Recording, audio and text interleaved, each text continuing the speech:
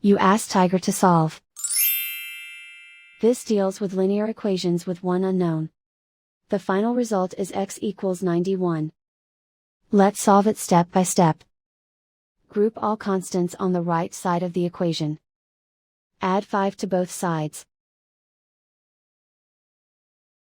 Simplify the arithmetic.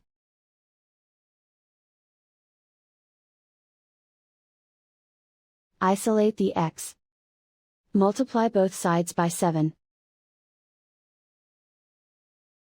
Group like terms. Multiply the coefficients. Simplify the fraction. Simplify the arithmetic. And so the final result is x equals 91.